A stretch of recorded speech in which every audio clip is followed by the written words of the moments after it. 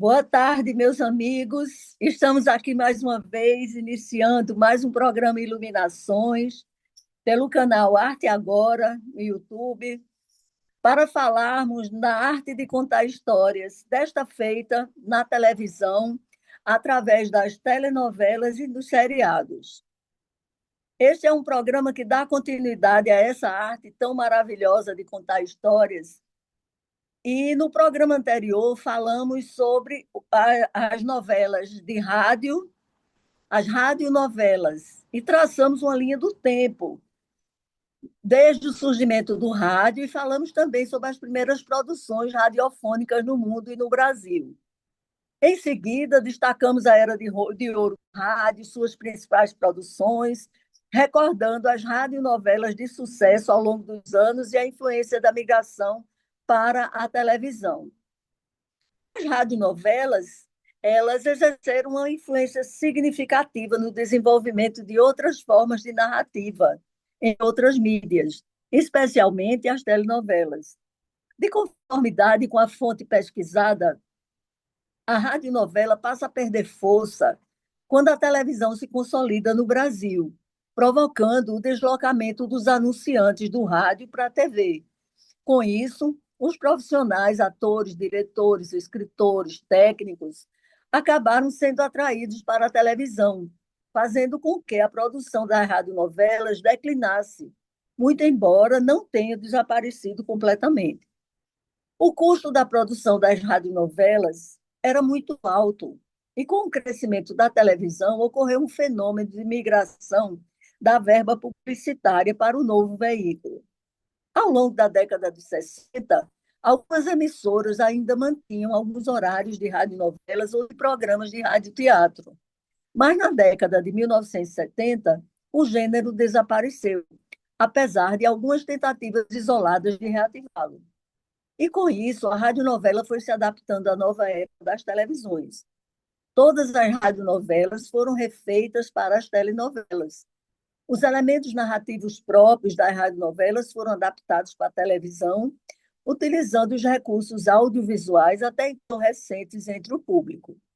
Uma das tramas que foi sucesso como radionovela nacional de maior sucesso foi Jerônimo, o Herói do Sertão, criada por Moisés Weltman em 1953. A trama foi posteriormente adaptada várias vezes para a televisão. Outra radionovela que marcou época nos anos 1960 foi o Sheik de Agadir, que foi baseada no romance Taras Buba, de Nicolai Gogol. E a trama tem como cenários um reino árabe e a França ocupada por nazistas.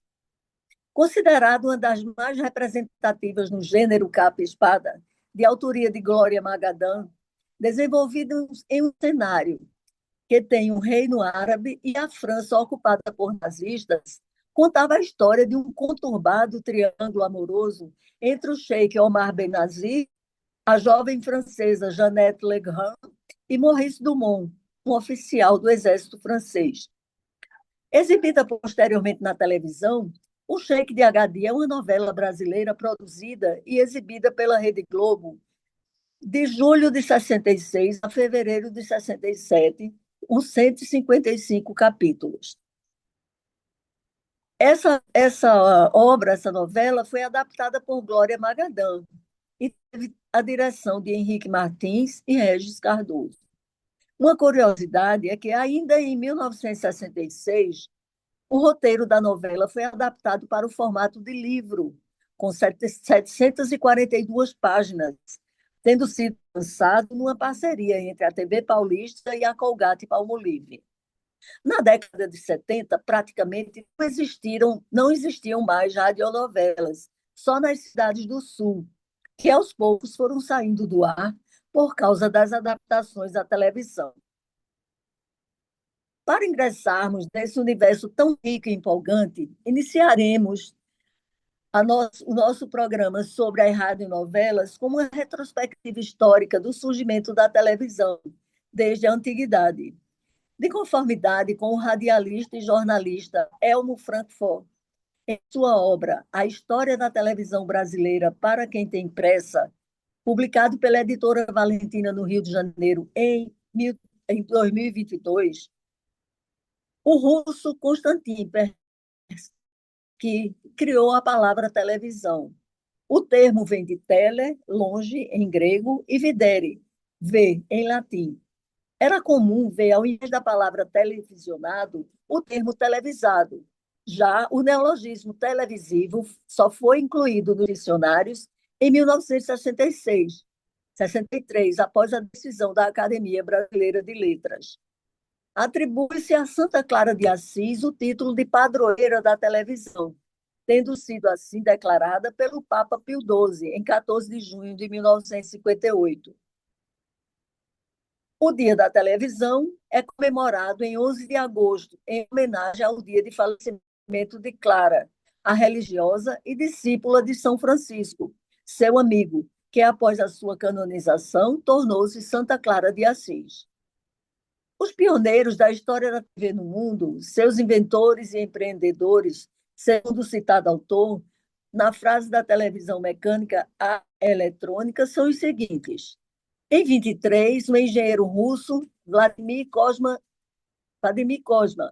desenvolveu, nas primeiras décadas do século XX, um sistema de televisão mecânica e, em 29, demonstrou seu receptor de TV totalmente eletrônico, chamando a sua invenção de telescópio e usando o seu iconoscópio, o primeiro tubo de imagens da câmera, transmitiu imagens numa distância de 45 quilômetros.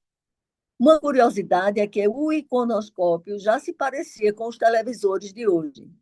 Em 1925, o escocês John Baird, considerado um dos maiores inventores do século XX, conseguiu transmitir imagens em que seus contornos em movimento eram reconhecíveis em relação ao que se produzia. Baird demonstrou a primeira transmissão em cores em 3 de julho de 28. Uma curiosidade: Baird foi o criador da televisão estereoscópica e do primeiro sistema eletrônico de TV em cores, que patenteou em 1940. Em 1926, David Sarnoff foi mais um dos pioneiros, tendo descoberto, já em 1915, a potencialidade da transmissão por sinais eletrônicos, guiados como estímulos à venda e aperfeiçoamento de aparelhos de rádio. Fundou a NBC, divisão de radiodifusão da RGA. Como presidente da RCA, entre os anos 30 e 40, Sarnoff financiou a introdução da televisão eletrônica. Fez da RCA a principal companhia de venda de equipamentos, broadcast e receptores. Em 1927, encontramos o pioneiro Philip Taylor, que foi o primeiro a demonstrar mundialmente o inédito sistema de televisão eletrônica. Após longa batalha jurídica por financiamento de seus experimentos, fechou acordo com a RCA, cujas câmeras garantiam a estabilidade nas imagens transmitidas, no que se refere ao licenciamento entre ele, inventor, e a RCA, e conseguiram, em julho de 1930, transmitir experimentalmente através da NBC, uma subsidiária da RCA, nos Estados Unidos. Frankfurt também, além da TV, ele desenvolveu em pesquisas com radar e energia atômica.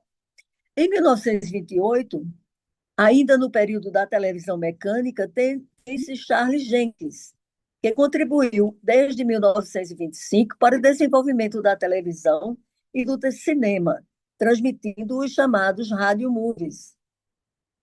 Jenkins, como curiosidade, transmitiu o que pode ser considerado o primeiro comercial televisivo de detergente, Old Dutch Girl, estimando a audiência em torno de 20 mil espectadores. Nos anos de 1930, outro pioneiro chamado Alain de Dumont estava envolvido tanto em pesquisas pela fabricação de equipamentos como o aperfeiçoamento de transmissão de sinais. Foi um dos primeiros a aprimorar o tubo de raios catódicos, Posteriormente, fundou uma das redes pioneiras, a Dumont, de início como uma fábrica de televisores. Nos anos 30, sua empresa já competia de igual para igual com a RCA. Em 1938, inovou com a criação de uma tela de 14 polegadas, enquanto a RCA só produzia receptores com 12 polegadas. Uma curiosidade: pouco antes de Chateaubriand se interessar pela televisão, em 1947, nos Estados Unidos, passou a ser usada a abreviatura TV. O conceito de novela já existia em radionovelas, especialmente em Cuba e no México, e em folhetins literários e melodramas do século XVIII e XIX, que influenciaram a narrativa contínua e os elementos dramáticos da telenovela. Segundo pesquisa realizada, a telenovela é a forma de dramaturgia mais popular no Brasil e, como gênero televisivo, surgiu a partir da adaptação de radionovelas e melodramas para a televisão na década de 1950, incorporando histórias emocionantes, personagens complexos e tramas contínuas inspiradas nas radionovelas que então estavam vivenciando pleno sucesso na chamada Era de Ouro do Rádio. Em 1950, durante a inauguração da pioneira TV Tupi de São Paulo, Assis Chateaubriand disse que nascia para o Brasil, aspas, o mais subversivo de todos os veículos de comunicação do século, fecha aspas. A televisão passou a fazer parte da rotina da casa dos brasileiros nos anos 50, transformando aquele mesmo cômodo em que se reunia a família em torno do rádio para acompanhar os enredos das radionovelas para a reunião em torno do aparelho de televisão. Uma curiosidade: foi nessa época que surgiram os primeiros móveis que possuíam rádio e TV embutidos, tendo também vitrola, e esta sala de estar, que era o espaço de conversa da família, passou também a ser chamada de sala de televisão.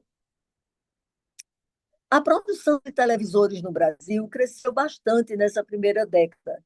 Daqueles 20 televisores ao final de 1950, chegamos a cerca de 1.000 aparelhos em todo o Brasil. Já em 1960, tivemos 621 mil televisores, conforme a Bini. Isso explica também a popularização da TV nos anos 60. Curiosidade: vale a pena lembrar que a estrutura dos televisores era, em sua maioria, de madeira, depois também de ferro. Um grande passo se deu nos anos 60 com o surgimento do transistor, que permitiu não apenas todos os tipos de design, como a elegante Philco predileta, e tamanho, mas diminuiu o número de componentes dentro dos aparelhos.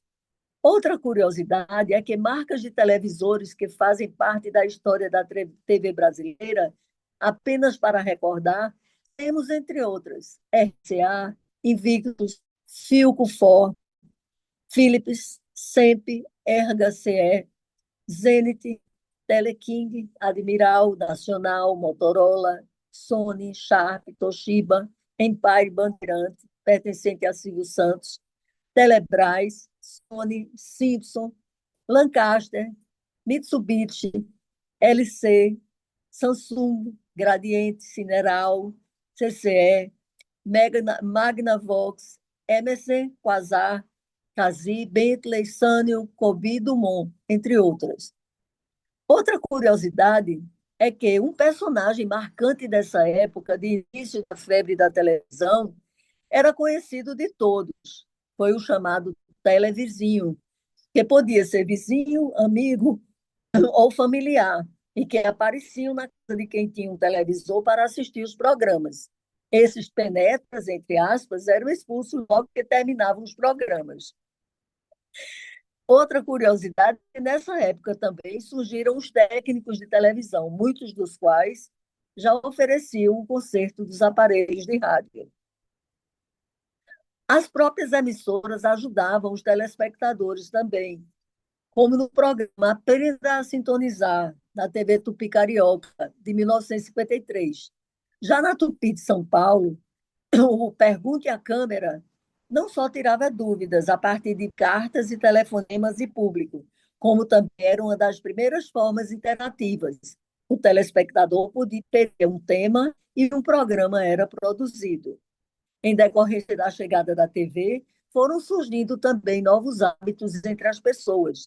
Dentre tantos outros, destacamos os populares se aglomerando em frente às lojas com televisores nas vitrines.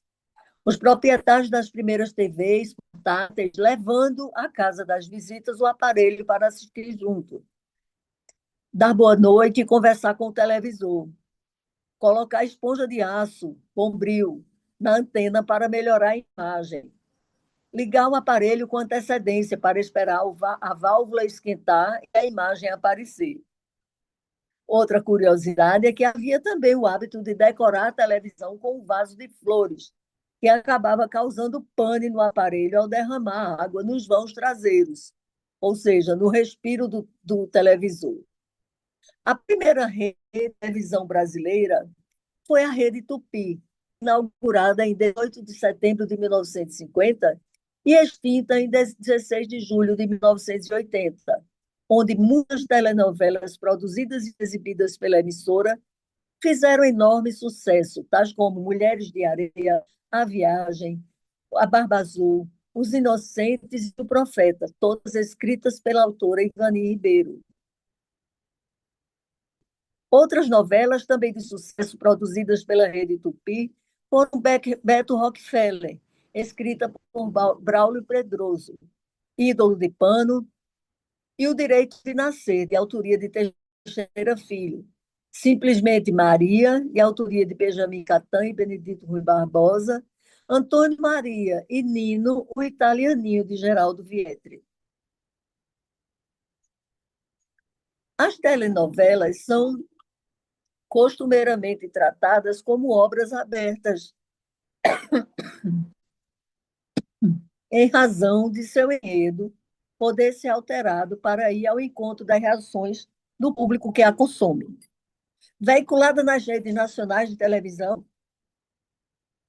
em sua maioria de sinal aberto, as telenovelas brasileiras costumam ter seus direitos de exibição vendidos para diversos outros países, voltadas inicialmente ao entretenimento. Algumas novelas também já discutiram polêmicas e questões de responsabilidade social em suas histórias. A primeira telenovela brasileira foi Sua Vida Me Pertence, escrita e dirigida e produzida também à época por Walter Foster, e exibida na TV Tupi de São Paulo, cuja estreia se deu em 21 de dezembro de 1951 e permaneceu em exibição até 15 de fevereiro de 52. A novela, tanto na tela quanto na imprensa brasileiras, foi tratada sob o slogan de a primeira novela em capítulos pela TV em toda a América Latina. A novela tinha cerca de 15 capítulos, que eram exibidos às 20 horas e 2 vezes por semana, e apresentadas ao vivo. Participaram dessa produção os atores Vida Alves, Lia de Aguiar, Lima Duarte, José Paris e Dionísio de Azevedo, além do próprio autor, Walter Foster. Curiosidade: o primeiro beijo da televisão brasileira, um selinho, aconteceu nesta novela entre os protagonistas, interpretados por Walter Foster e Vida Alves, causando grande repercussão entre os telespectadores. E comentários. Outra curiosidade é que, como não era costume na televisão, nem no cinema brasileiro beijar na boca, Walter e Vida conversaram com o marido dela, que entendeu a importância da cena, conforme Vida Alves. Disse, acho que fui eu que inventei o beijo técnico. Walter Foster é reconhecido como pioneiro da novela televisiva no Brasil, sendo responsável por estabelecer o formato que se tornaria referência para produções futuras. A segunda telenovela brasileira surgiu em 4 de março de 1952, Um Beijo na Sombra, de José Castelar, com José Parisi, Vila Alves, Guiomar Gonçalves, Tânia Amaral e Norá Fontes, e terminou em 29 de abril de 1952. Curioso imaginar que, depois de uma pequena polêmica em torno do primeiro beijo, a segunda novela já o colocou no título, mesmo que tenha sido dado no escuro. Aos poucos, a presença das telenovelas na programação foi crescendo. E nesta primeira fase, ou seja, de 1951 a 1963, aconteceram desde enredos românticos até adaptações literárias. E o que ocorreu foi a crescente migração de vários autores consagrados de radionovelas para a TV. Temos como exemplo os autores Ivani Ribeiro, Janete Claire e Dias Gomes. A telenovela se consolidou como um gênero popular com características como triângulos amorosos, intrigas, reviravoltas e vilãs marcantes, além de abordar temas sociais e políticos, tornando-se um fenômeno cultural na América Latina e no mundo. E desde meados da década de 1970, as telenovelas detêm o status de produto mais rentável da indústria cultural brasileira, segundo Kesk Scherer. As novelas brasileiras são os programas mais vistos por todos os segmentos de sexo e faixas etárias. Ranking feito pelo Ibope mostra que são o gênero mais visto por homens na televisão aberta em todo o país. Uma curiosidade: a audiência das telenovelas entre mulheres, no entanto, é quase o dobro do que entre homens. Entre as crianças, os folhetins têm mais do que o dobro da audiência dos programas infantis. A construção e a produção de uma telenovela exigem dos autores, produtores e diretores a observação de alguns elementos fundamentais. O enredo deve ser muito claro e ter poucos personagens centrais, que na maioria das histórias tem mocinho ou mocinha, vilã, bandido, filho ou filha perdido, que não sabe quem são seus verdadeiros pais, o velho, o jovem, devendo a história ter apelos dramáticos dentro da ideia de um folhetim eletrônico. A duração de uma novela toma por base a sua audiência. Tanto maior a sua audiência, maior será a sua duração, o que nem sempre significa que se trate de uma grande produção. O que importa nesse caso é a aceitação pelo público. Os capítulos costumam ter uma média de duração de 55 a 40 minutos diários na TV Globo, Record e SBT. Atualmente, são as únicas a produzir e exibir novelas. São apresentados de segunda a sábado na TV Globo e de segunda a sexta na Record e SBT.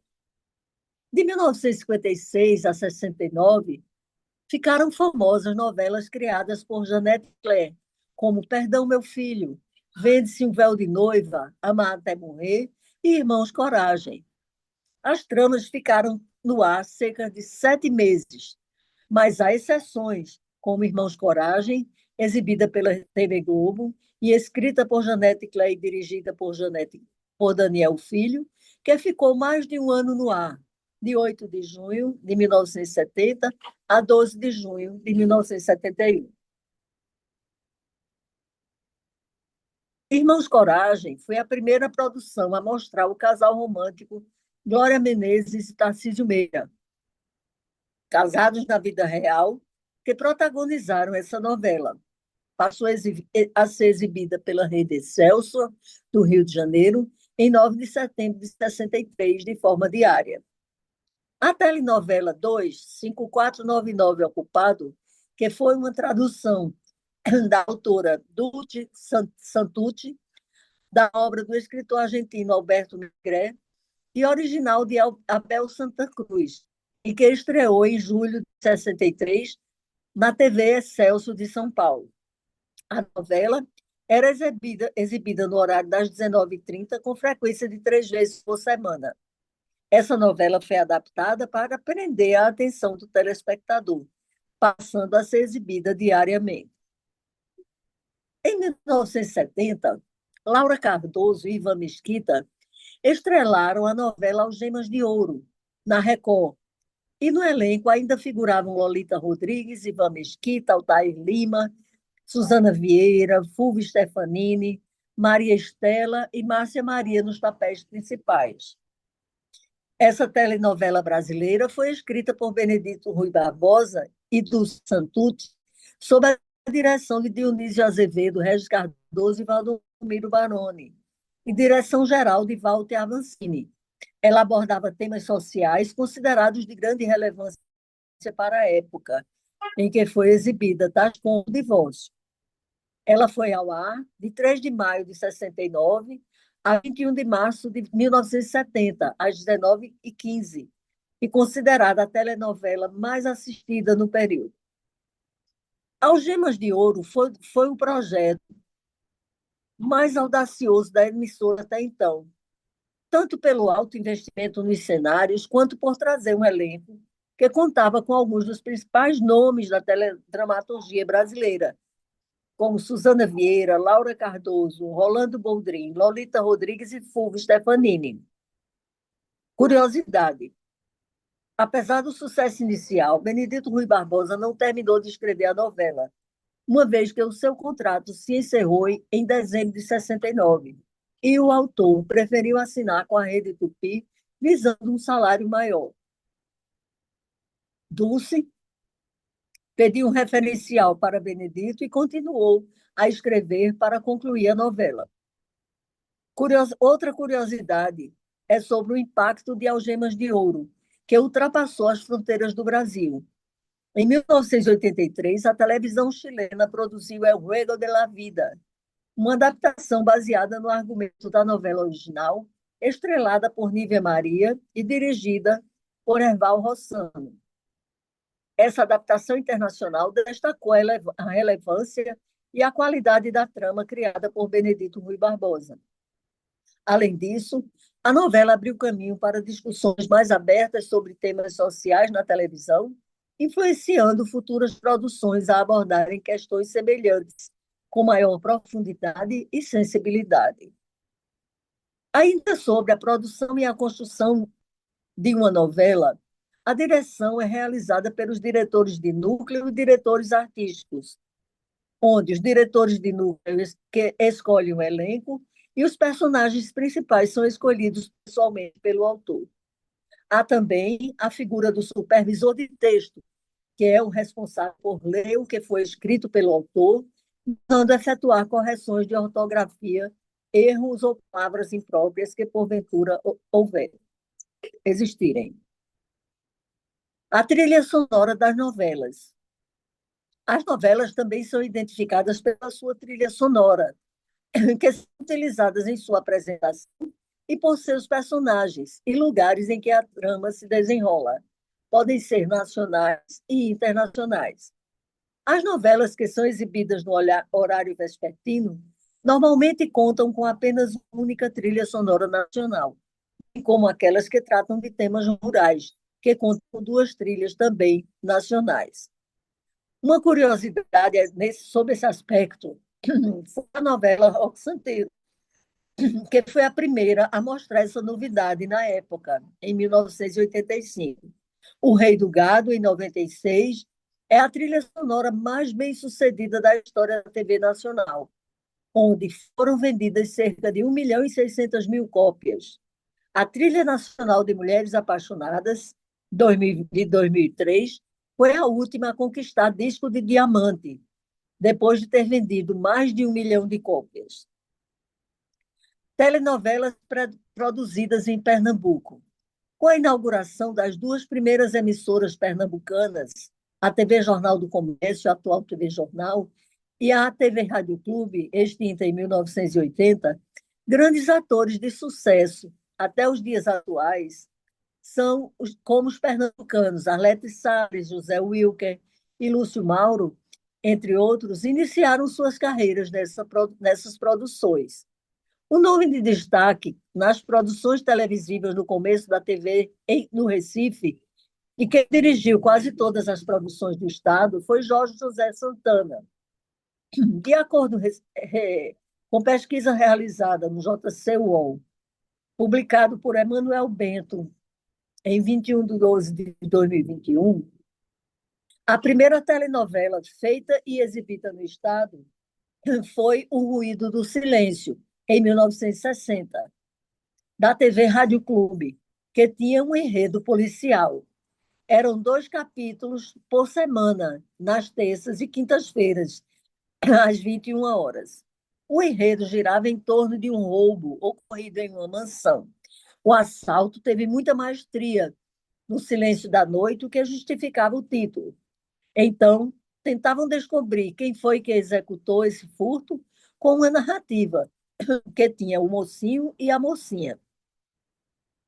Na década de 1960, a TV Jornal produziu uma novela de grande sucesso com mais de 100 capítulos, A Moça do Sobrado Grande. No elenco figuravam Carmen Peixoto, que fazia o papel de Laura de Castro e Silva, José Pimentel, que era Carlos, um solteirão apaixonado, Paulo Ribeiro, que era o Jerônimo Castro e Silva, entre outros. Exibida na TV Jornal em 1968, com o texto de Semiramis Alves e direção de Jorge José, a trama se passava em Pernambuco, no século XIX, com enredo que trazia 2 grandes famílias que controlavam as terras e a produção de açúcar, abordando histórias e costumes do povo nordestino. Uma curiosidade é que A Moça do Sobrado Grande também ficou conhecida por ser a primeira novela com cenas externas, algo que não era comum pela dificuldade do manejo dos equipamentos. Aspas, gravávamos perto da Escola de Aprendizes Marinheiros e na antiga fábrica da Fosforita. Era uma novela de época que exigia um guarda-roupa belo, cabelos trabalhados. Chegávamos ao estúdio logo cedo de manhã e saíamos tarde da noite, mas todos os atores sentiam-se recompensados pelos altos índices de audiência e o carinho do público, fecha aspas, nas palavras de Carmen Peixoto. Segundo a mesma fonte pesquisada e já citada, com a popularização do videotape e depois da transmissão via satélite, as emissoras locais passaram a exibir produtos vindos do Sudeste. Na década de 1990, a Globo Nordeste, fundada em 1972, retomou a produção local, ao produzir especiais como A Promessa de Jeremias, Caminho de Monte Santo e O Santo Cibernético, levando a tradição até o final dos anos 90. Já nos anos 2000, a TV Jornal chegou a produzir as minisséries Santo por Acaso e Cruzamentos Urbanos. Os formatos de reconstrução de uma telenovela de sucesso são baseado em adaptações, inspirado em ou em colaboração. Disse que o enredo de uma novela é baseado em quando a obra é construída a partir de romances, obras literárias ou uma compilação de um determinado autor.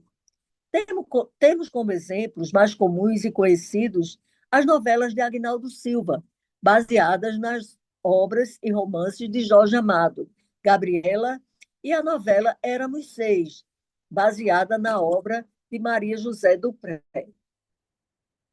As adaptações, por sua vez, ocorrem geralmente entre telenovelas, podendo ser ou não do mesmo criador, assim como podendo sofrer interferência dos escritores, principalmente no que se refere aos personagens. Uma vez, por exemplo, que os romances têm geralmente de 10 a 20 personagens e as novelas têm de 30 a 60. Disse que uma novela é inspirada em, quando seja por inteiro, seja por um personagem, faça uma parte fundamental da obra, sendo que o autor pode e deve interferir na trama, podendo ser ou não inspirado em algum acontecimento. Também pode haver a colaboração em uma obra, quando um autor interfere em um personagem ou em um núcleo, quando acontece algo com o autor e outros escritores devem interferir, mantendo, no entanto, a lógica do enredo criado pelo autor principal.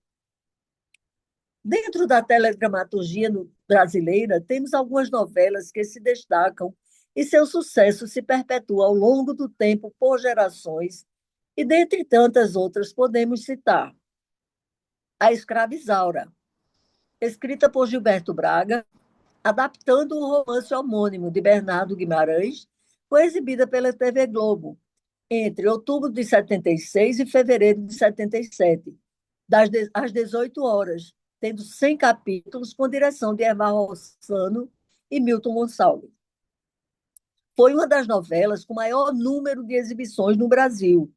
No total, foram 5 vezes e foi uma das mais vendidas para o exterior. Segundo a emissora, foi vendida para quase 80 países.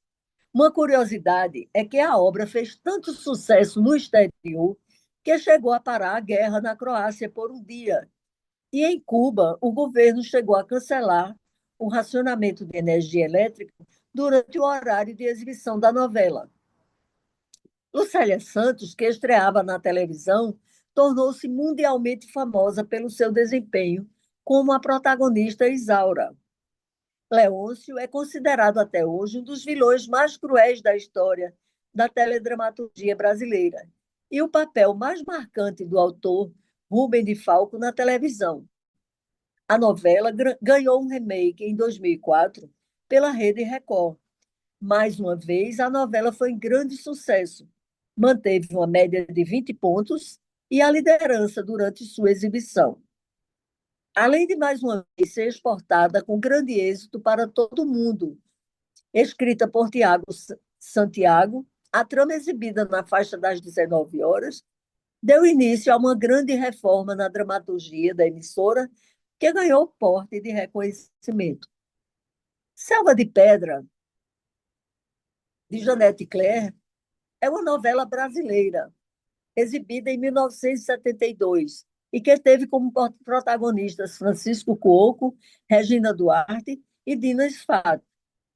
Em 1986, foi adaptada por Regina Braga e Ló Araújo e teve direção de Walter Avancini e Denis Carvalho, também diretor-geral, de Ricardo Oddington e José Carlos Pieri, e produzida e exibida pela TV Globo de fevereiro a agosto de 1986, em 155 capítulos.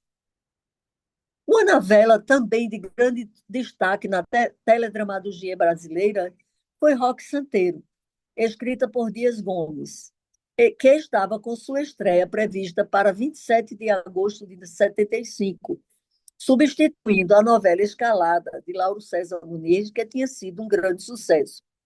Ocorre que, no dia marcado para a estreia, o Departamento de Ordem Pública e Social do Governo Federal enviou uma mensagem para a TV Globo produzindo a exibição da novela.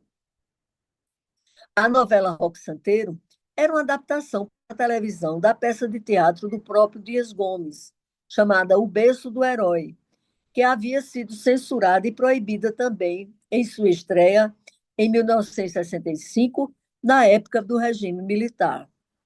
Com a estreia proibida de Roque Santeiro para ocupar o lugar da programação, enquanto preparavam outra novela, foi exibida uma reprise compacta do grande sucesso Selva de Pedra, de Janete Claire, que posteriormente seria substituída pela novela Pecado Capital, também da mesma autora. A novela Roque Santeiro foi ao ar depois de 10 anos, em 1985, contando com os artistas da produção original, com exceção de Francisco Oco e Beto Faria, que declinaram dos papéis principais de Roque Santeiro e Viúva Porcina e que foram estrelados por José Wilker e Regina Duarte. Lima Duarte, por sua vez, que originalmente seria Senhorzinho Malta, foi mantido na nova novela no mesmo papel. Uma curiosidade é que Roque Santeiro tornou-se um dos maiores sucessos da história da televisão brasileira, conseguindo atingir índices aparentemente impossíveis de audiência. Em seu último capítulo, exibido em 21 de fevereiro de 1986, a novela registrou incríveis 100 pontos de audiência, sendo esta a maior audiência já registrada na história da televisão brasileira. Pecado Capital é uma telenovela brasileira produzida e exibida pela TV Globo de novembro de 75 a junho de 76, com 167 capítulos. Ela substituiu a reprise de Selva de Pedra e foi substituída por O Casarão, sendo a 16ª novela das 8 produzida pela emissora TV Globo. A título de recordação desse grande sucesso, a história de Pecado Capital começa com o taxista Carlão descobrindo uma mala cheia de dinheiro em seu carro, após um assalto a banco. Ele enfrenta um dilema moral: devolver o dinheiro à época, à polícia, ou usá-lo para mudar sua vida e se casar com a sua noiva Lucinha. A trama explora os conflitos entre ciúmes e amor, enquanto Carlão tenta encontrar a melhor forma de usar o dinheiro. A novela também aborda a vida de Lucinha, que se torna modelo e se envolve com Salviano Lisboa, um homem rico e solitário. O final da novela é marcado por um desfecho inesperado, que se tornou um dos pontos altos da obra. Conta com atuações de Francisco Oco, Beto Faria, Lima Duarte, Rosa Maria Murtinho, Denis Carvalho e Débora Duarte nos papéis principais. Outra novela de grande sucesso foi Vale Tudo, escrita por Gilberto Braga, Leonor Seres e Agnaldo Silva, e exibida de maio de 88 a janeiro de 89, e abordou temas como corrupção, ética e honestidade, e é considerada um dos maiores sucessos da televisão brasileira.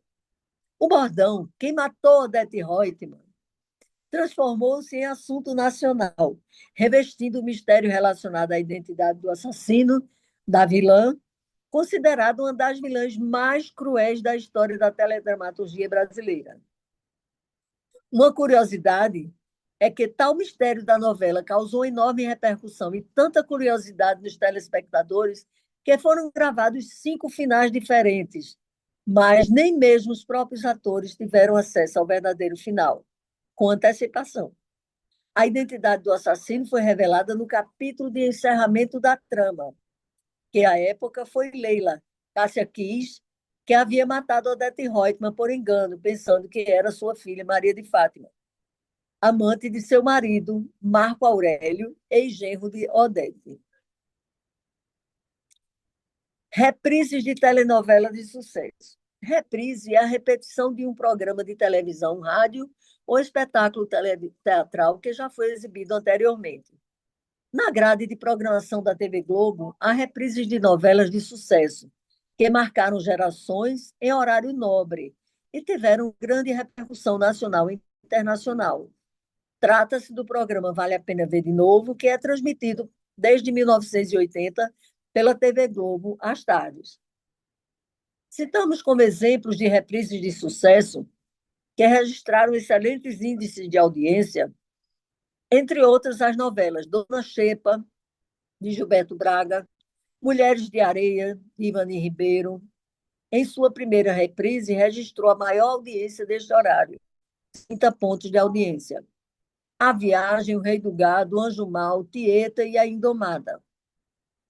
Curiosidade: algumas telenovelas, como Roque Santeiro, Terra Nostra, Tropicalente, Deus nos acuda, Sim, a Moça e o Profeta, entre outras, que em suas exibições originais foram consideradas fenômenos de audiência, neste horário representaram fracassos em suas reprises.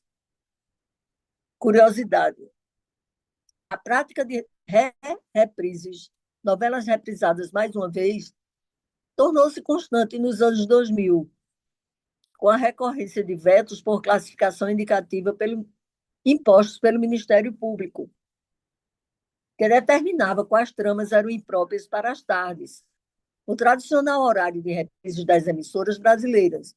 Com a decisão do STF, que derrubou a regra da vinculação horária da classificação indicativa, Celebridade tornou-se a primeira novela com classificação 12 anos a ser exibida nas tardes da TV Globo. Não vale a pena ver de novo.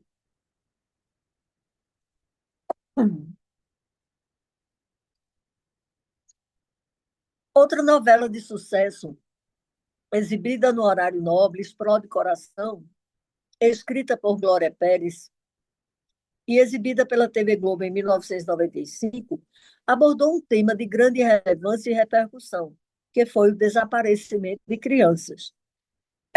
Pela TV Record, a novela Chamas da Vida, escrita por Christiane Friedman, foi exibida no período 2008 e início de 2009 e abordou a questão da pedofilia, obtendo grande audiência pela relevância do tema.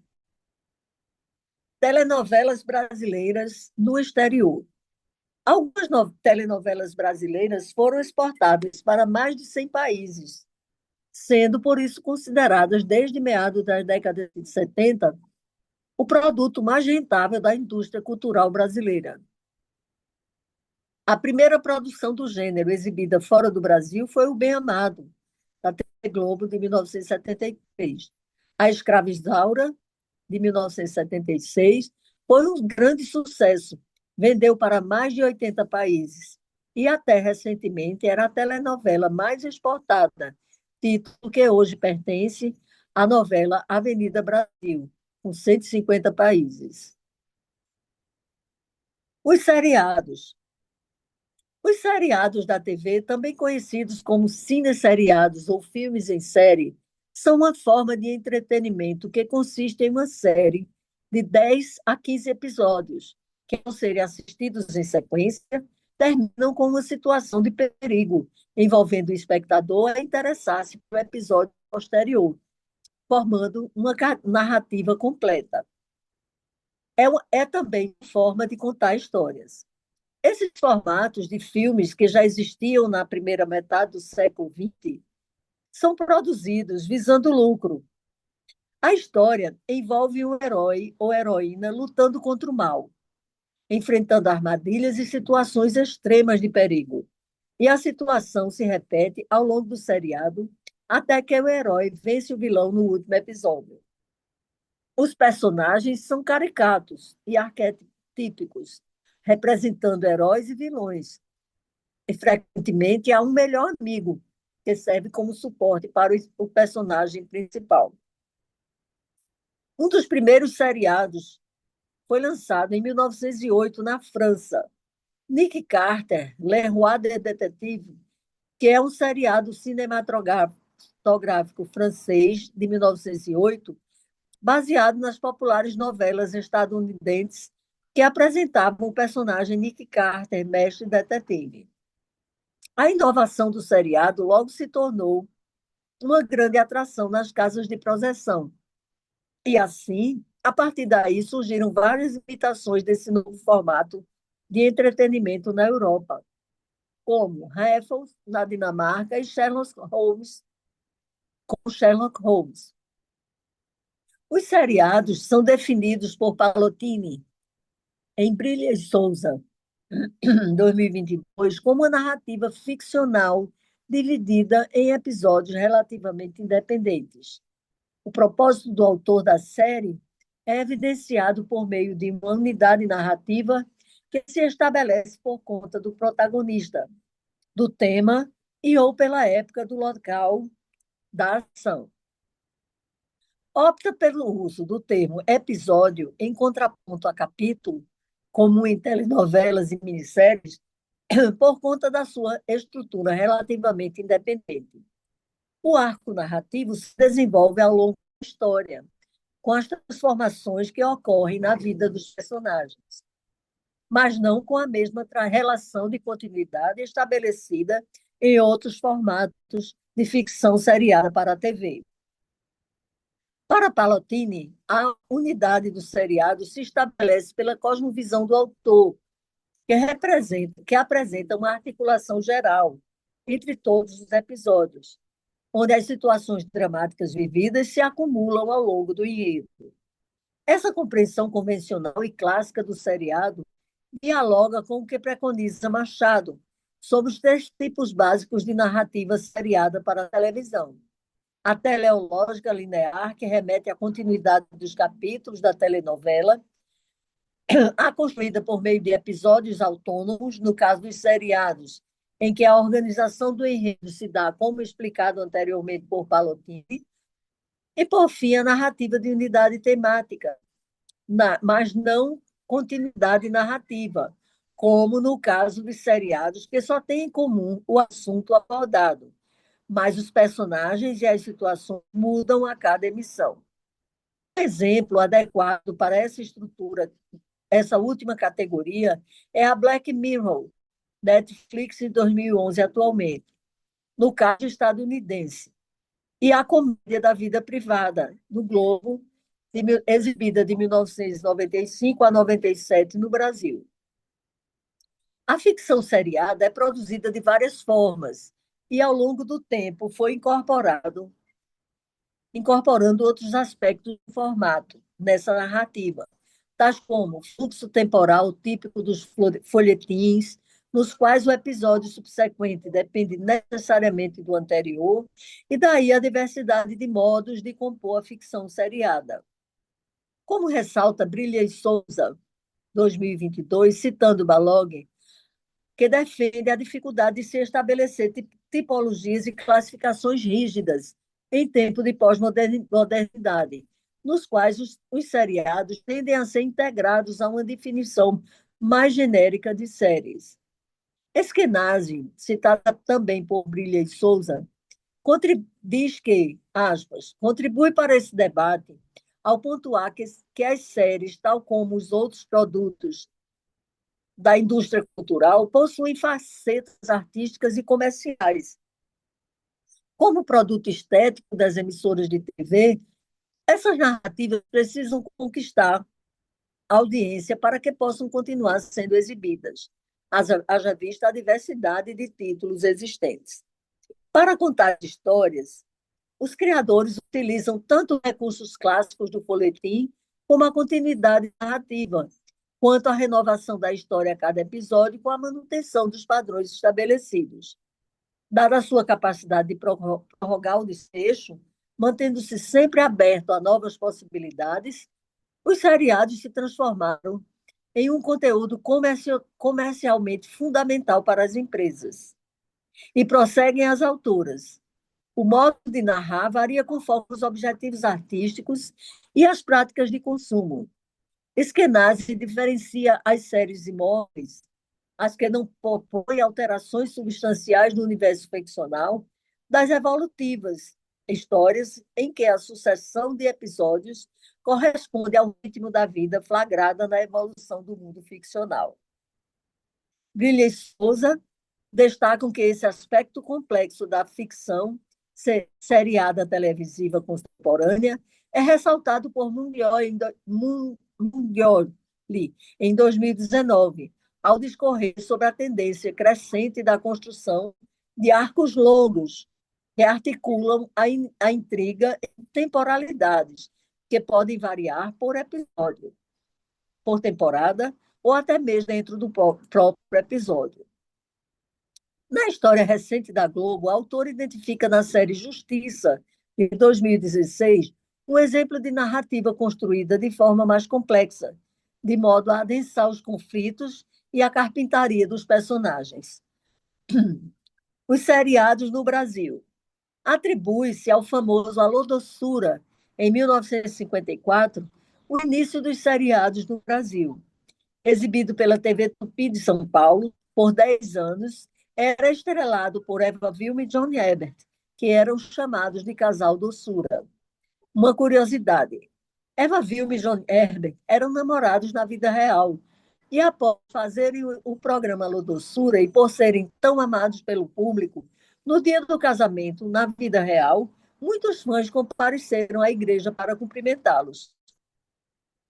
Outro seriado brasileiro de sucesso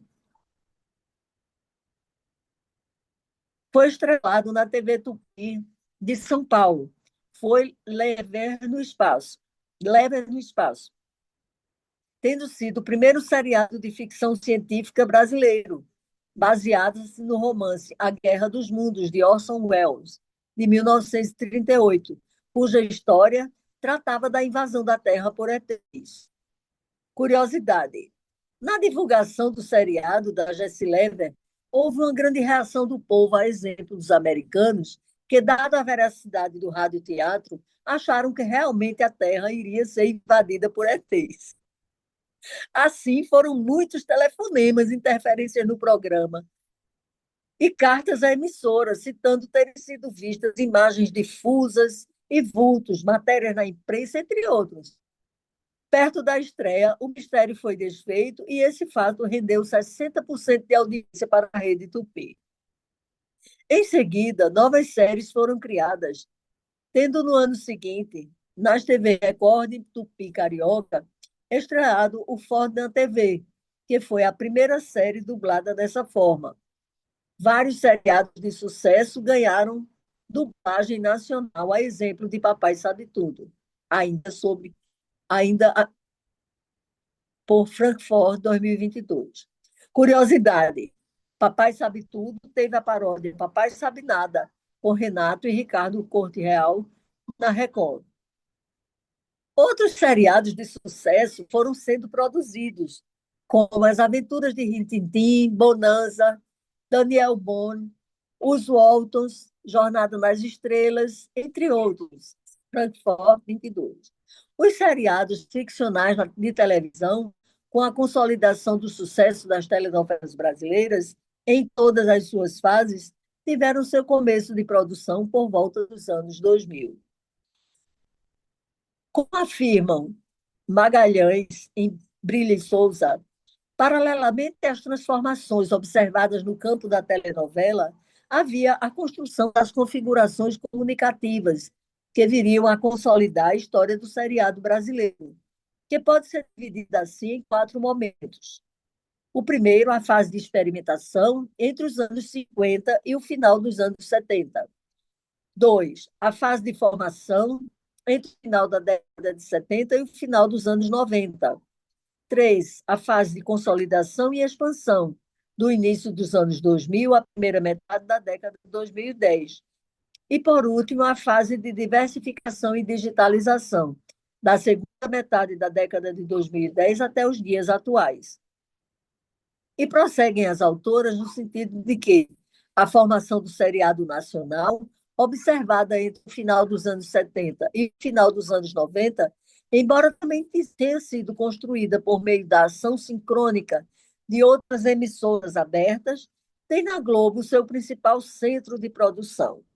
O diretor e produtor Daniel Filho, em parceria com o diretor-geral da emissora, José Bonifácio de Oliveira Sobrinho, cientes de que a empresa já estava em vias de consolidação no mercado de telenovelas, optaram por criar o projeto de séries brasileiras, produções originais que ocupariam um lugar de destaque na grade de programação, a faixa das 21h30, após a telenovela de maior audiência, que era exibida às 20h30.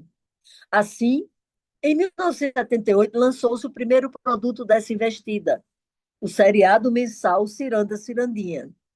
O acerto artístico impulsionou a sequência da iniciativa, que contou com 3 estreias emblemáticas. Em 1979, os seriados semanais Carga Pesada, de 79 a 81, Plantão de Polícia e o aclamado Malu Mulher. Prossegue, então, as autoras dizendo que, fora do território da Globo, quem investiu muito nos seriados nessa fase é a cultura a responsável por grandes sucessos dos anos 1990, com a produção dos infantis Mundo da Lua, 91 e 92, e Castelo Rá-Tim-Bum, 94 e 95, e a série infanto-juvenil Confissões de Adolescente, exibida em 94 e 95, cuja produção, liderada por Daniel Filho, iniciou-se na cultura e seguiu para a Band em 1996. Também na Band, as 2 décadas são marcadas por tentativas de consolidação dos seriados, com atrações de humor, como Bronco, estrelada por Ronald Golias, e com a produção de sitcoms, em 1999, Santo de Casa e A Guerra dos Pintos. Do início dos anos 2000 até a primeira metade da década de 2010, nota-se um movimento de consolidação e expansão da produção de seriados nacionais. Passam a ter a sua execução atrelada não só à TV aberta, mas também aos canais por assinatura. A fase de renovação e digitalização, que se inicia na segunda metade da década de 2010 e prossegue até os dias atuais, tem como marco delimitador o ano de 2016, quando a Netflix lançou seu primeiro seriado nacional, 3%. Trata-se do ponto crucial de entrada da empresa no segmento de produções ficcionais brasileiras, em uma investida que segue ao longo da década de 20, sem sinais de retratação. O streaming entra assim no mercado concorrencial da ficção televisiva seriada, como um espaço de criação, produção, distribuição e consumo de atrações anteriormente restritas à televisão linear.